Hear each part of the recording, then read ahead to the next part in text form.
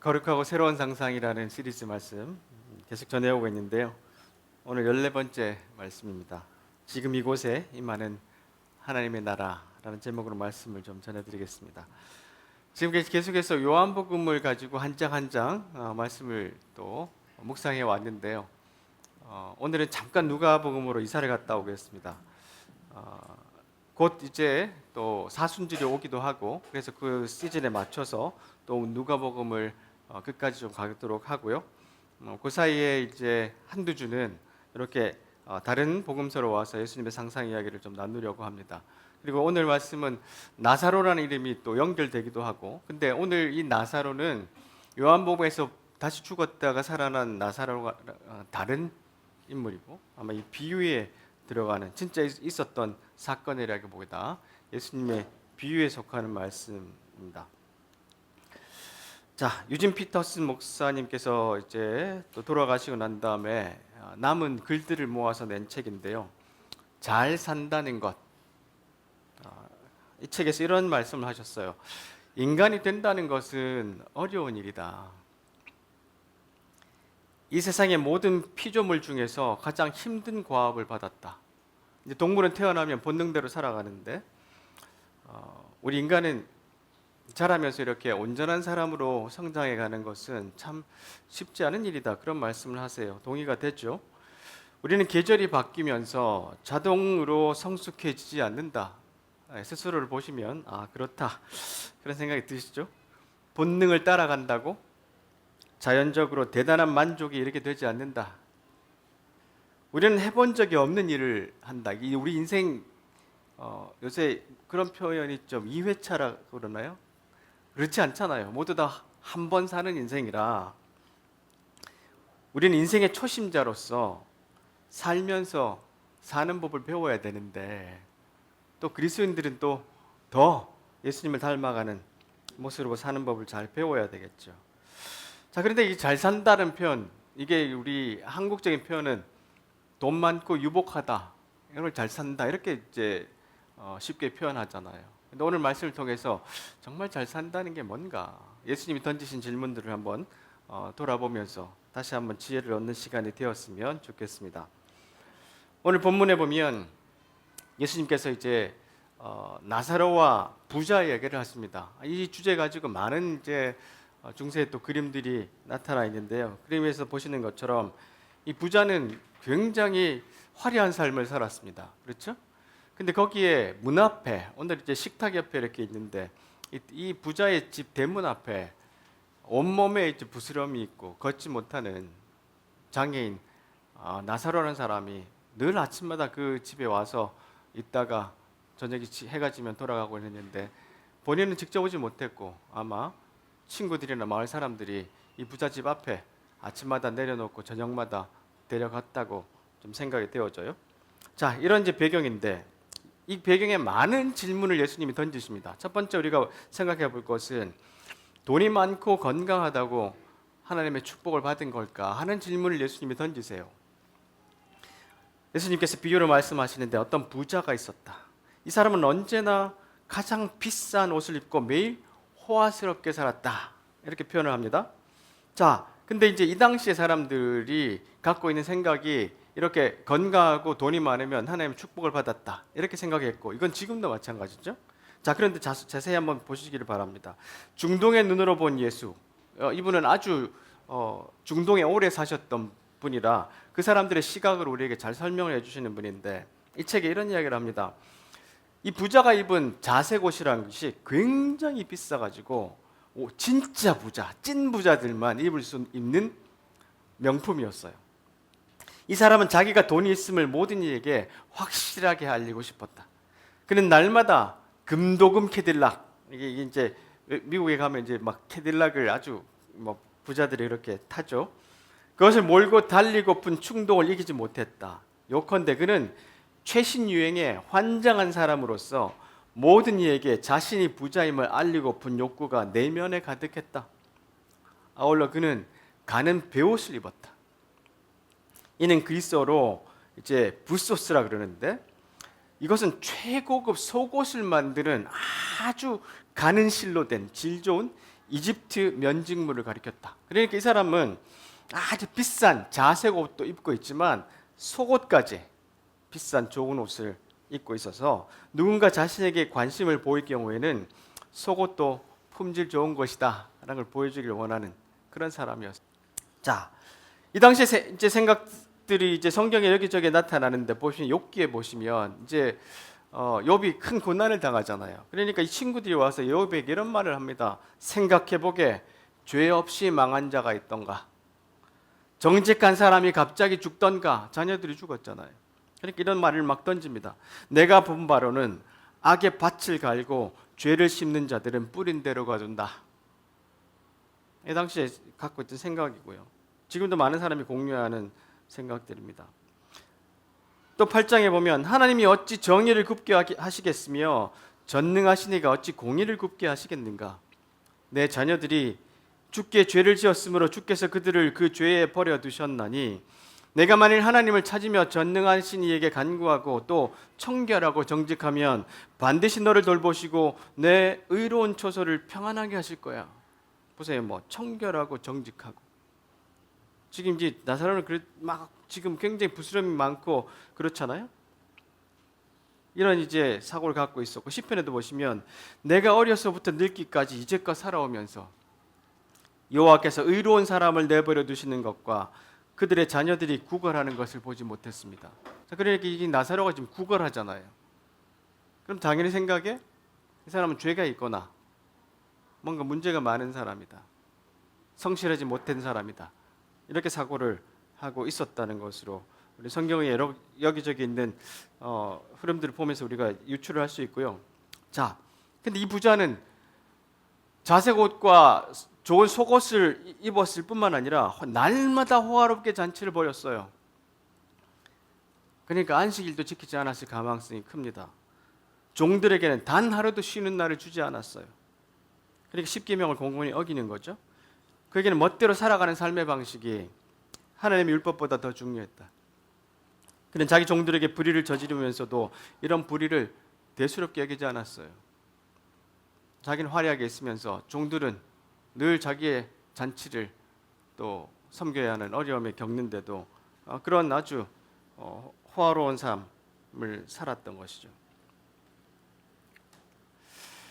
자, 그런데 반면에 이제 이 나사로 같은 사람을 보면 이제 요컨대 잘못된 삶, 잘 사는 삶은 이 부자고 이 사람은 잘못된 삶이야. 이렇게 이제 낙인을 찍을 수 있는데 요컨대 잘못된 삶이란 착하지 않거나 나쁜 짓을 저지른 삶이 아니라 존중받지 못하는 삶, 하나의 개별적인 존재로 인정받지 못하는 실격당한 삶이다. 실격당한 삶이에요, 나사로는.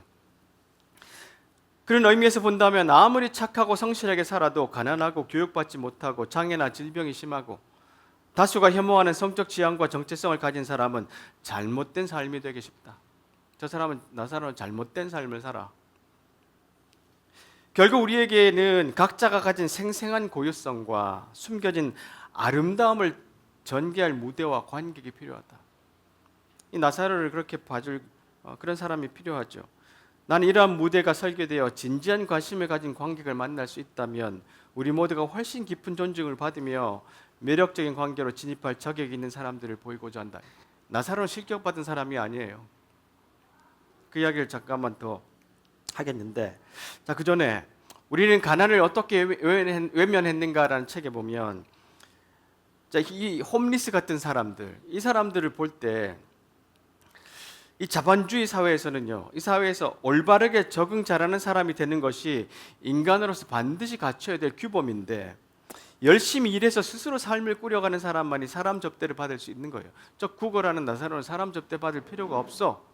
이 나사로는 그런 대접을 받고 실제로 그 대문 앞에서 그냥 하루 종일 있다가 주인의 그 상에서 떨어지는 그런 부스러기 같은 거 먹으려고 기다렸던 사람이잖아요. 사회는 홈리스에게 자립하라고 자활할 수 있다고 이야기한다. 나사로에 너 가서 일해야 돼. 그렇게 말할 수 있지만 많은 인터뷰 과정에서 여러 사례를 살펴보면 그것이 쉽지 않고 때로 불가능에 가까운 이야기임을 알 수 있다. 나사로는 지금 그런 상황이 아닐 수 있다는 거예요. 그렇죠? 자, 그런데 보세요. 부자의 대문에서 병들고 줄이며 천대받는 거지 나사로가 있는데 이 가난한 나사로에게는 나사로라는 이름이 주어졌어요. 보세요. 그에게 이런 특별한 이름을 붙인 이유가 뭘까? 나사로는 예수님의 비유를 통틀어 유일하게 이름을 가진 인물이다. 이게 아주 독특한 발견이에요. 왜냐하면 예수님의 비유에서는요, 선한 사마리아인, 바리새인, 아버지, 맏아들, 씨 뿌리는 자들 이렇게 나오지 실제로 이름이 없었어요. 근데 유일하게 이 비유에서는 이 거지에게 나사로라는 이름을 줬어요. 심지어는 이 본문에 나오는 부자에게도 이름을 주지 않았어요. 그렇죠? 근데 이 나사로라는 이름이 뭐냐? 히브리어로 하나님이 도와주시는 사람이래요. 그러니까 이 비유가 지금 굉장히 충격적이에요. 하나님이 도와주시는 사람을 저 부자로 생각하는데 실제로 하나님이 도와주시는 사람은 나사로라는 거예요. 온몸이 부스럼 투성이고 가난하고 구걸할 수밖에 없는 그 사람을 하나님이 보시고 저 사람은 이름을 가진 사람이고 저 사람은 하나님이 도와주신 사람이라고. 그게 예수님의 상상이에요. 완전히 그 당시 갖고 있는 잘 사는 사람은 이런 사람이야라는 생각, 하나님이 주목하시는 사람은 이 사람이야라는 생각을 전복하신 거예요. 뒤집으신 거예요. 그래서 누가복음에 보시면 예수님이 오셔서 계속 말씀하셨잖아요. 예수님이 오신 이유가 가난한 자에게 복음을 전파한다. 가난한 자에게는 기쁜 소식이야. 부자에게는요, 슬픈 소식이에요. 또한 예수님께서 제자들을 보시고 말씀하시죠. 가난한 사람들에게 복이 있다. 그러니까 이 가난한 사람이라고 사회는 이렇게 멸시하고 이렇게 경계선에서 그냥 가둬 주기를 원하겠지만 주님이 보시는 시각은 저 사람이 하나님이 도우시는 사람, 나사로라는 거예요. 그러니까 일반적으로 사고가 갖고 있는 잘 사는 것과 정말 하나님이 보시는 하나님이 도우시는 사람과 완전히 다를 수 있다는 것을 이 오늘 본문에서 예수님이 우리에게 아주 충격적으로 던지시는 그런 질문이십니다. 두 번째로, 교회에 속해 있다고 구원을 받는 걸까? 우리는 열심히 교회를 다니잖아요. 그러면 우리가 죽어서 구원받는다고 생각하는 사람들이 많이 있는데 거기에 질문을 던지세요. 보세요. 부자가 죽어서 눈 떠보니까 지옥에서 고통을 받아요. 근데 멀리 보니까 이 나사로는 아브라함의 품속에 있는 거예요. 나사로가 그 부자는 깜짝 놀라요. 어떻게? 자기가 아브라함의 품에 있어야 되고 저 나사로는 지옥에 있어야 되는데 이게 바뀌어 있어요. 이 질문을 던지면서 그가 소리쳐 말합니다. 아버지 아브라함이요. 두 번이나 그래요. 30절에도 아버지 아브라함이요. 나는 아브라함 자손이라는 거예요. 자, 보세요. 이 부자는 아마 이제 누가 먼저 죽었는지 모르겠지만 나사로도 죽었고 부자도 죽었는데, 부자는 화려한 이런 돌 이제 관 속에, 그리고 화려한 무덤, 부자들을 위한 무덤 속에 들어갔을 거예요. 죽는 순간까지 그는 화려하게 살았고 죽어서도 저는 아주 화려한 관 속에, 화려한 이제 무덤 속에 들어갔는데, 온몸에 부스럼이 있던 이 나사로는 어떻게 죽어서 어디로 갔을까? 이 이제 그림은 뭐냐면 이스라엘 옛날 이제 그림을 이렇게 그려놨는데, 그 계곡 밑에, 이 성박 계곡 밑에 게헨나라는 곳이 있어요. 게헨나. 그 게헨나가 뭐냐면 우리말로 지금 말로 바꾸면 지옥이라는 뜻인데, 여기가 시체 소각장입니다. 그래서 이렇게 나사로처럼 부정탄 사람들,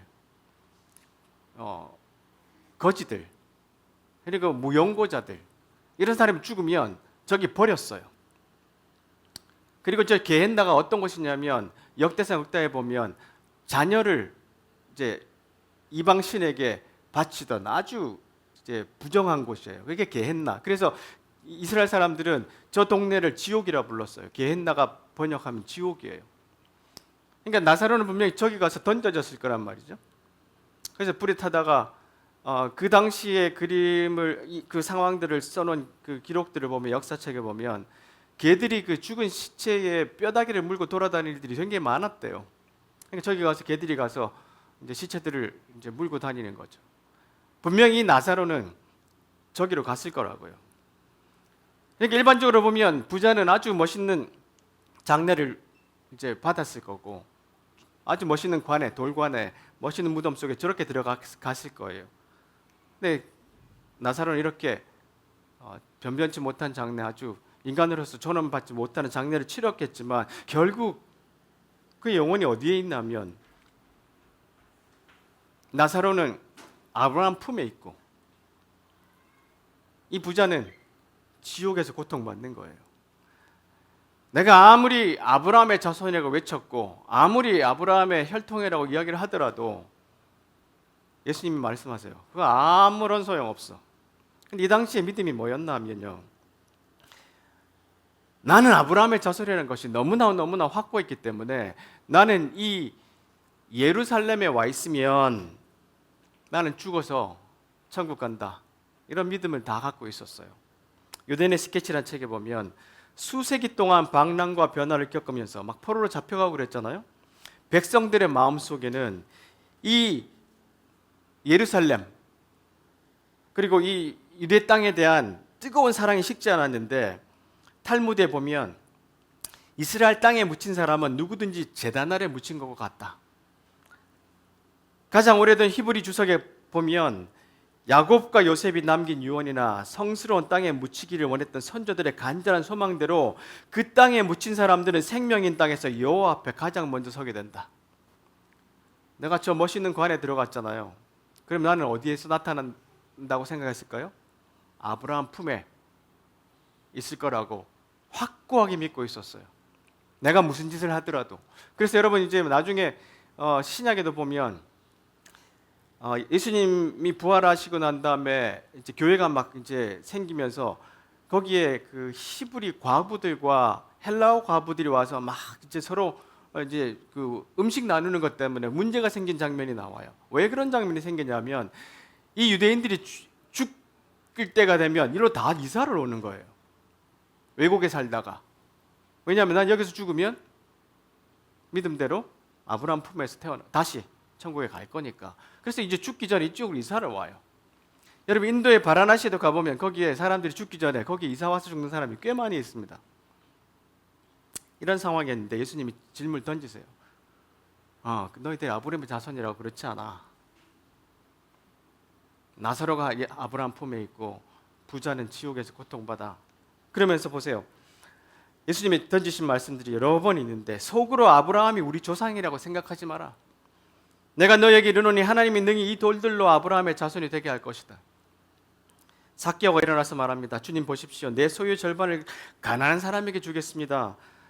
내가 누구에게 강제로 빼앗긴 것이 있으면 4배로 갚아주겠습니다. 예수님께서 말씀하세요. 오늘 구원이 이 집에 이르렀다. 이 사람도 아브라함의 자손이다. 이 삭개오는 아주 천대받던 사람이거든요. 근데 예수님 말씀하세요. 이 사람도 아브라함 자손이다. 왜요? 이 사람 보세요. 내가 가진 것을 나누어 가난한 사람에게 주겠다 그랬어요.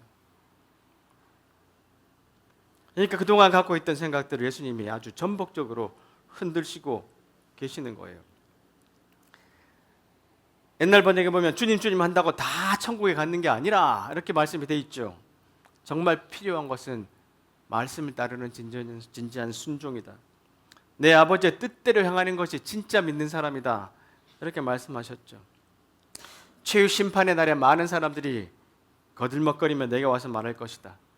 우리 주님의 메시지를 전했고 귀신을 혼내줬고 하나님이 후원해 주신 우리 사업은 모든 사람들의 입에 오르내렸습니다.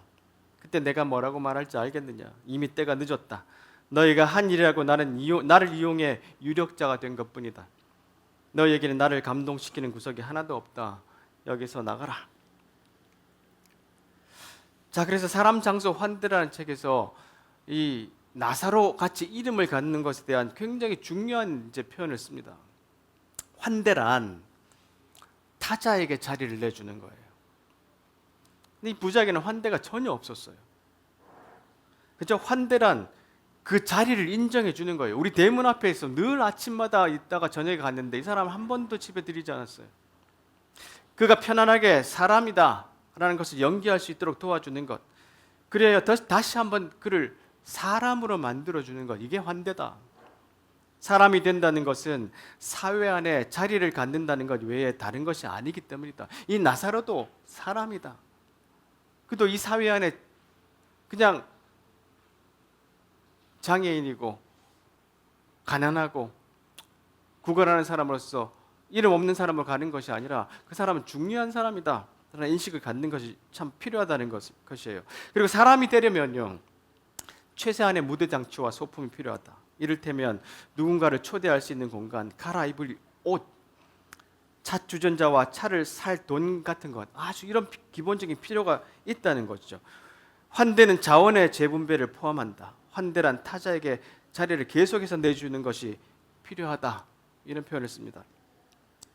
자, 그래서 우리가 이 나사로가 이름을 갖는 독특한 이 비유에 대해서 다시 한번 주목할 필요가 있어요. 하나님이 왜 나사로에게 이름을 붙여줬는가? 세 번째로 예수님이 던지는 질문은, 하나님은 지금이신가? 아니면 하나님의 나라는 미래에 오는가?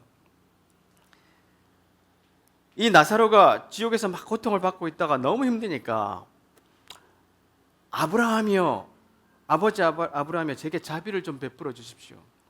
제 혀를 적실 수 있도록 나사로의 손가락 끝에 물을 찍어서 제게 보내주십시오. 저는 이 불꽃 가운데 고통을 받고 있습니다. 그러니까 아브라함이, 네가 살았을 때 좋은 것을 누렸고, 근데 너는 지금 고통을 받고 있어. 나사로는 살아있을 때 온갖 나쁜 것을 겪은 사람이야. 그건 여기서 기도를 받고 있고, 지금은 왔다 갔다 할 수가 없어. 이런 이야기를 하시는 거예요. 자, 근데 이 사람은 죽었어도 회개를 안 해요. 자기가 미안합니다. 내가 저 나사로를 돌보지 못한 거 죄송합니다. 한마디도 안 합니다. 내가 지금 불꽃의 고통으로 힘드니 나사로 좀 보내주세요. 아직까지 여전히 나사로를 자기보다 훨씬 더 저 낮은 사람, 부려먹을 수 있는 사람, 이렇게 생각하고 있어요. 예수님께서 말씀하시는 이 비유 안에 못 건너온다, 불가능하다, 이런 말씀을 하셨죠. 자, 이 당시에 사람들의 이 믿음이나 이야기 안에 이런 이제 비슷한 설화들이 많이 있었다고 이야기합니다. 그래서 이 톰 라이트 주교가 이런 이야기를 하는데, 부와 가난이 미래의 삶에서 뒤바뀐다고 말한 사람은 예수님이 처음이 아니셨고, 그 당시 설화가 있었는데 많이 흔한 이야기였는데, 대부분의 이야기는 이렇게 요청하면 그 요청이 들어졌대요. 그러니까 자, 가서 이야기해줘라. 근데 예수님은 이야기를 바꾸셨다는 거예요. 못 돌아간다. 여기서 끝이다. 근데 이 당시에 있는 오래된 문헌들을 제가 쭉 살펴보니까 죽었어도 회개할 수 있다. 근데 가톨릭에도 보면 연옥이라는 개념이 있습니다. 내가 충분히 회개하지 못하고 죽으면 저 천국과 지옥의 중간 단계 연옥에 가 있다가 거기서 내 죄값을 다 치르면 천국으로 이사 간다. 아니면 이 땅 위에서 자손들이 그를 위해서 기도해 주면 나중에 천국으로 갈 수 있다. 이런 생각을 갖고 있는데, 그게 고대 문헌들에 조금씩 나와요. 성경 말고. 이런 생각들을 사람들이 갖고 있었어요. 근데 예수님 말씀하시기를 불가능하다. 우리가 살아있는 동안 회개하지 않고 살아있는 대로 하나님을 따르지 않으면 죽어서 기회는 없어. 다시 돌아갈 수 없어. 하나님의 나라는 죽어서 천국 가는 게 아니라 이 땅 위에서 이루어지는 거야 라고 아주 또 전복적인 질문을 던지시죠. 자, 여러분 혹시 카라마초프가 형제들의 이야기를 읽으셨을 때 양파 한 뿌리라는 비유를 생각하시는 분들이 좀 있을 텐데요. 거기에 이런 이제 이야기가 하나 나옵니다. 옛날에 아주 심보가 고약한 노파가 하나 있었는데, 이 사람이 갑자기 죽었어요. 살아생전에 좋은 일이라고는 한 적이 없기 때문에 사탄이 이 노파를 잡아다가 불바다 속에 던졌어요.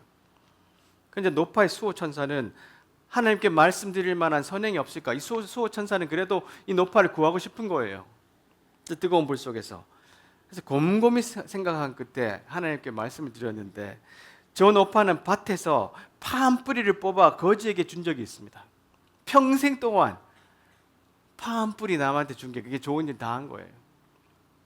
그러니까 하나님이, 그럼 네가 그 파를 가져다가 불바다 속에 있는 노파한테 내밀어 그걸 붙잡고 나오도록 해라. 만약 그걸 붙잡고 불바다 밖으로 나오는데 성공하면 그 노파를 천국에 보내도 좋지만 그 파가 끊어지면 노파는 다시 불바다 속에 남게 된다. 여기도 이것도 비유죠. 아마 이런 나사로의 비유에서 아마 차용한 게 아닌가 싶어요. 이 밑에 그림은 이 수호천사가 양파 하나를 쭉 내려주는데 노파가 와서 그걸 잡았어요. 근데 타고 올라가는데 어떤 일이 벌어졌죠? 밑에서 지옥에 있던 자들이 나도 나갈래. 그리고 이 노파의 발을 이렇게 막 잡은 거예요. 그러다가 양파 뿌리가 끊어져서 이 노파는 영원히 지옥불에 있게 됐다는 이야기죠. 자, 이 이야기도 보면 노파에게 두 번째 기회가 주어지잖아요. 근데 이런 이야기들이 사람들에게 많이 갖고 있었지만 예수님 말씀하세요. 이 땅 위에서 주님 말씀대로 살지 않으면 두 번째 기회는 없어. 이 땅에서 하나님의 나라가 임해야 되고 그 말씀대로 살아야 돼. 이런 말씀을 합니다. 한강이 노벨문학상 강연에서 이제 빛과 실이라는 제목으로 이제 강연을 했는데 거기서 이런 말을 합니다. 1979년 4월 나는 두 개의 질문을 하고 있었다. 사랑이란 어디 있을까? 사랑은 무엇일까? 한편 2021년 가을까지 나는 죽고 다음에 두 질문이 나의 핵심이라고 생각했었다. 세계는, 인간은 왜 이렇게 폭력적이고 고통스러운가? 동시에 세계는 어떻게 이렇게 아름다운가? 사람은, 이 세상은 왜 이렇게 고통이 많고 폭력적일까? 이 부자처럼. 그런데 또 아름다움이 있어요. 어떤 아름다움인가? 이 케네스 베일리라는 분이 이런 이야기를 또 주석하는데요. 실제로 수도사요 성경학자고 의사인 이븐 알타이브라는 사람이 이런 이야기를 이 본문에서 알려주고 있어요. 자, 나는 개들이 나사로의 헌대를 핥은 것이 그를 편하게 해주고 그의 고통을 덜어주었음을 이해한다. 이는 말도 못하는 조용한 동물이 그에게 동정을 느끼고서 오히려 인간보다 더 그를 돕고 보살펴 주었음을 우리에게 일깨워준다. 나사로는 벌거벗었으며 개들에게 받은 것만이 그를 위한 유일한 의학적 조치였다. 이는 부자가 나사로에게 눈길 한번 주지도 않고 아예 거들떠 보지도 않았음을 보여준다. 결국 부자의 상태와 나사로의 상태를 비교해 보면 부자는 자색 옷과 가는 베옷을 입었지만 나사로는 벌거벗고 헌대가 가득했음을 본다. 부자는 날마다 잔치를 열어 호식했지만 나사로는 빵 조각이라도 얻길 갈망했다. 부자는 많은 종들이 시중들며 그의 모든 필요를 채워줬지만 나사로에게 종은 없고 오직 개만 있었다. 근데 여러분, 이 당시에 개는 저희 집에 있는 목가나 여러분 집에 있는 애완견이 아니에요. 이 당시에는 이 개들은 들개들입니다. 막 길에 다니면서 이렇게 뭐를 막 이제 생존을 위해서 먹어야 되는. 그래서 유대인들은 돼지와 개를 굉장히 싫어했어요. 자, 근데 여러분, 이 나사로의 헌대를 와서 개가 핥았다는 것은 나사로가 이 개들에게 원래 어떻게 해줬다는 의미입니까? 잘해줬다는 뜻이에요. 이 들개마저도 나사로의 이 헌대를 핥아주면 이 치유의 어떤 그 침에서 나오는 그 효력이 있답니다. 그러니까 이 나사로의 삶이 굉장히 어렵고 비천한 삶으로 보였지만 나사로는 굉장히 자비로운 사람이었다는 거예요. 짐승에게까지. 그러니까 이 나사로를 돕는 유일한 이제 유일하지 않았어요. 동네 사람들이 이렇게 데려왔으니까 이 주인은 돌아보지도 않았지만 부자는 개들이 와서 그의 헌대를 핥아줄 정도로 이 나사로에게는 아름다움이 있었다는 거예요. 그러니까 인간이 많은 것을 가지고도 폭력적이고 아주 이기적일 수 있지만 아무것도 없는 사람이라도 짐승에게까지 이렇게 아름다울 수 있다는 거예요. 이게 우리 본성이라는 거예요. 완전한 풍요에서 월터 브루그만 교수가 이런 말씀하세요. 우리의 모든 시간은 하나님 안에 있다. 그러므로 성숙한 물질성, 그러니까 우리가 가진 돈과 우리의 물질들을 보는 것을 성숙하는 것은 이 모든 시간 안에 한계가 있다는 것을 분명히 알고 모든 시간을 주시는 분께 우리가 반응하면서 온전히 사는 것이 중요하다는 의미다. 그래서 올바른 반응이란 우리의 삶을 창조주께 감사로 올려드려야 된다. 내가 아무리 돈이 있더라도 그것을 나를 위해서만 쓰는 것이 아니라 내 삶을 아주 검소하게 유지하고 그것을 주님이 주신 나에게 기회라고 생각하고 나누는 삶을 살아야 된다. 그러니까 여러분, 내가 무엇을 사고 싶을 때 사지 말고 한두 단계 늘 내려서 사는 것도 기독교인에게는 굉장히 필요한 삶의 지혜고 성품입니다.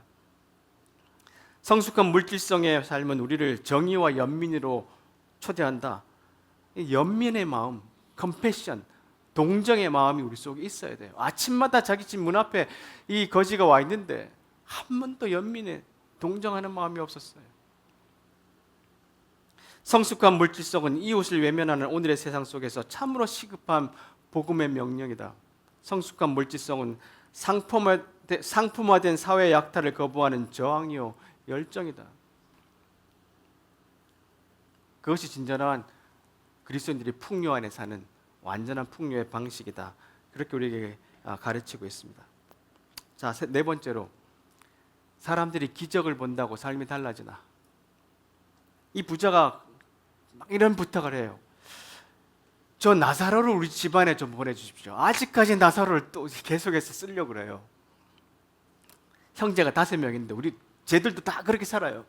그러니까 내가 받는 이 고통 속에 지옥에 오지 말게 저들에게 가서 나사로가 우리 형님, 당신들의 형님 지옥에서 있다고 이야기 좀 하게 해주세요. 그러니까 이제 예수님 이런 말씀 하시죠. 비유 안에서. 그들에게는 모세와 예언자들이 있다. 그 소리를 들어야 된다. 그러니까 부자가 말해요. 심지어 아브라함의 말도 틀렸어요. 이렇게 이야기를 하면서 아버지 아브라함이요, 누군가 죽었다가 살아나 그들에게 가면 그들이 회개할 겁니다. 이렇게 이야기하니까 아브라함이 그들에게 대답하죠. 아니야. 하나님 말씀 안 들으면 죽은 사람이 다시 일어나도 그들 믿지 않을 거야. 이게 어디서 이런 이야기가 증명이 되죠? 바로 진짜 나사로가 부활하고 난 다음에 보세요. 요한복음에 우리가 한번 봤죠. 유대인 지도자들이 예수님이 나사로를 죽음에서 살렸는데 어떻게 해요? 예수님을 죽이려고 계획했어요. 그래서 십자가에 못 박는 아주 큰 계기가 예수님이 나사로를 죽음에서 부활시켰기 때문이에요. 인간은 이렇다고요. 실제로 기적이나 일어날 일들이 늘 봐도 하나님 우리에게 축복이 일어나는 것도 기적이잖아요. 이걸 봐도 안 바뀐다는 거예요. 우리가 안 바뀌어요. 왜 그러냐? 숫자 사회라는 책에서 보면 우리 한국의 특성들이 이렇게 말하는데요. 어려서는 좋은 학교에 가는데 도움이 되지 않는 일은 안 하고, 커서는 돈이 되지 않는 일에 큰 관심을 두지 않으니까 정작 자신이 무엇을 하고 싶은지는 알지 못한 채 세상을 숫자로 환산 가능한 외적 조건으로 구분하는 데 익숙해지고, 그럴수록 돈을 제외한 무언가를 믿고 의지하며 살아가기도 힘들어진다. 이 부자처럼. 이 표현이 재밌죠?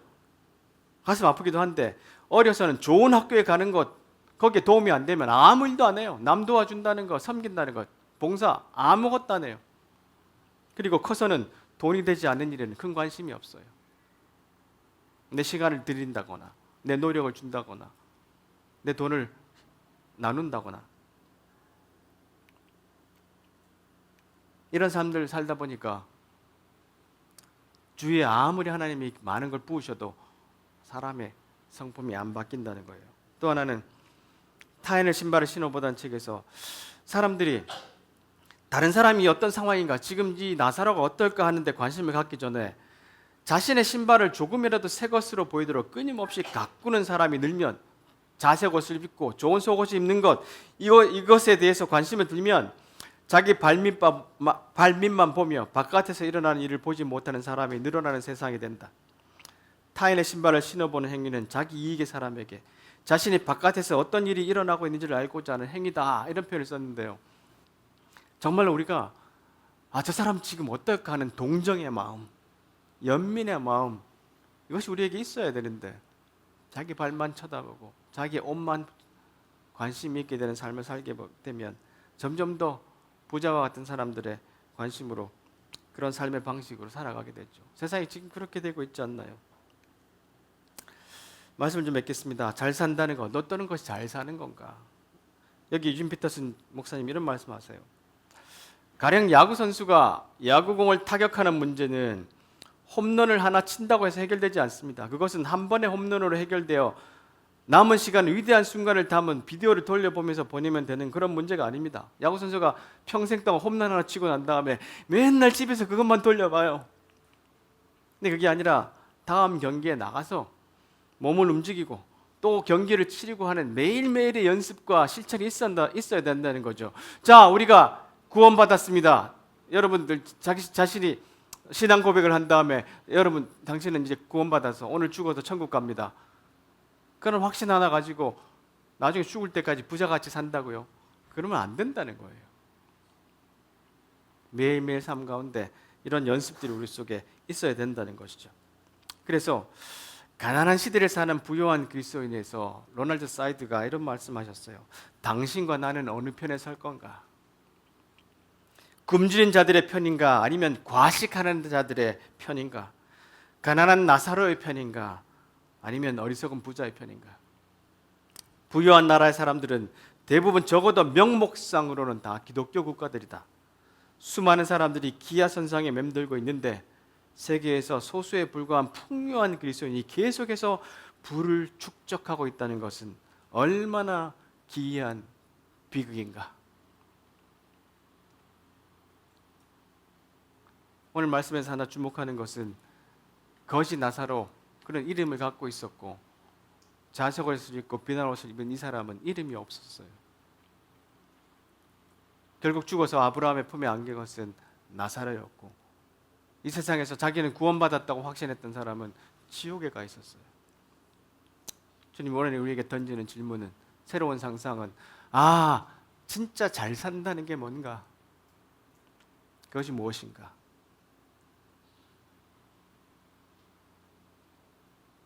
나의 삶을 좀 축소하고 검소하게 살면서 주변에 있는 사람들을 좀 살펴보는 것.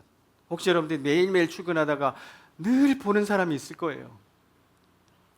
청소하는 아줌마라든가 아니면 그 길모퉁이에 있는 어떤 노숙자라든지 누군지 늘 보시면서 지나칠 수 있어요. 근데 이제는 다른 시각으로 볼 수 있어야 되고, 친절한 한마디, 식사 끝나고 나오면서 커피 한 잔 갖다 드릴 수도 있고, 그런 관심, 그런 나눔, 이런 것들이 작은 일들에서 출발하는, 그리고 또 필요할 때는 또 우리의 것들을, 내가 사고 싶고 내가 누려야 할 것들을 그냥 포기하고 내어놓을 수 있는 그런 결단도 우리 속에 있어야 되는, 그것이 그리스도인의 삶이 아닌가 싶어요.